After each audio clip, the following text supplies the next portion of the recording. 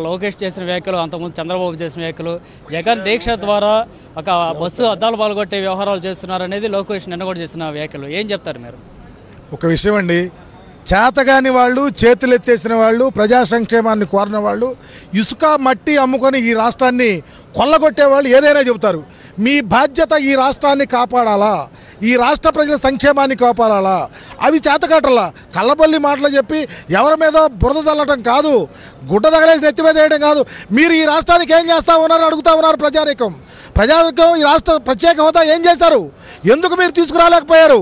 తీసుకురాకపోగా సంజీవిని కాదని చెబుతావా నువ్వు ముఖ్యమంత్రిగా ఉండి? మీ ఎంపీలేమో మాకు ఒక అతను తెలియదంటాడు, ఒక ఆయనేమో బట్టలొప్పు తీసుకోవాలంటాడు, ఒక ఆయనేమో అమృతాంజనమా జెండుబాబు అంటాడు ఆ శాసనసభ స్పీకర్.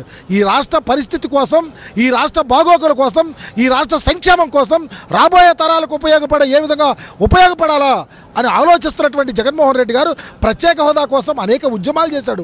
ఒకటి కాదు, అసెంబ్లీలో తీర్మానం చేయించాడు, భారతదేశ నడుబడిన దీక్ష చేయించాడు, ఆంధ్ర రాష్ట్రాన్ని బంద్ చేయించాడు. ఏది లేక లాస్ట్ రిసార్ట్ ఇది ప్రత్యేక హోదా కోసం ఆమరణ నిరాహార దీక్ష చేయటం.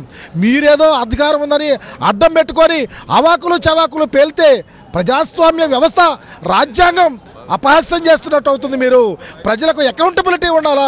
ప్రత్యేక హోదా కోసం జగన్మోహన్ రెడ్డి గారు చేసే దీక్ష భారతదేశ రాజకీయాలలో కలికితురాయి కాబోతా ఉంది.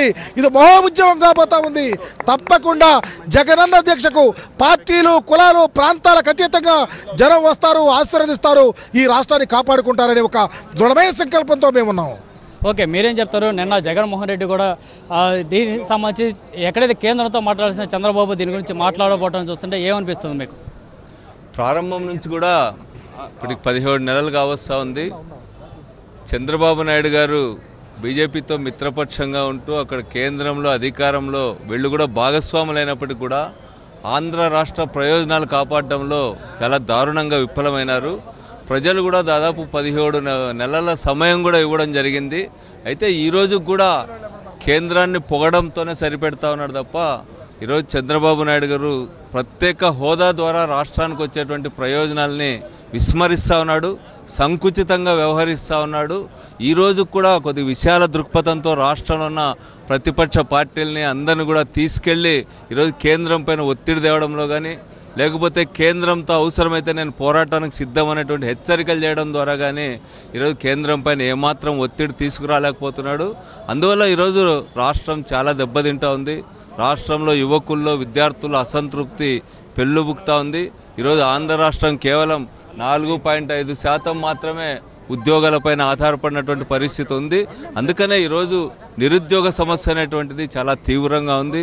రాష్ట్రంలో దాదాపు 1,50,000 పోస్టుల వరకు కూడా ఈరోజు నోటిఫికేషన్ కూడా ఇవ్వనటువంటి పరిస్థితి ఉంది. హైదరాబాద్ పోయిన తర్వాత రాష్ట్రంలో పరిశ్రమలు లేనటువంటి పరిస్థితి ఉంది.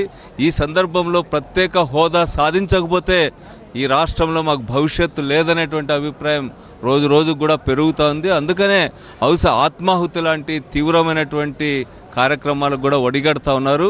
ఈ సందర్భంలో ఒక నిర్మాణాత్మకమైనటువంటి ప్రతిపక్షంగా ఈరోజు రాష్ట్ర హోదా కోసం పోరాటం అనేటువంటిది తప్పనిసరి. ఇదేదో చంద్రబాబు నాయుడు గారి దయాదాక్షిణ్యాలపైన ఆధారపడి సాధించుకునేది కాదు, పోరాటం ద్వారానే సాధ్యమవుతుంది అనేటువంటిది వైఎస్ఆర్ కాంగ్రెస్ పార్టీ ఈరోజు అర్థం చేసుకుంది. అందుకనే గత 1 సంవత్సరంన్నరగా కూడా వివిధ రూపాల్లో జగన్ గారి ఆధ్వర్యంలో ప్రత్యేక హోదా సాధన కోసం పోరాటం చేస్తూనే ఉన్నాం. ఇది ప్రత్యేక హోదా సాధించే వరకు కూడా ఈ పోరాటం కొనసాగుతుంది అనేటువంటిది నేను స్పష్టం చేస్తాను.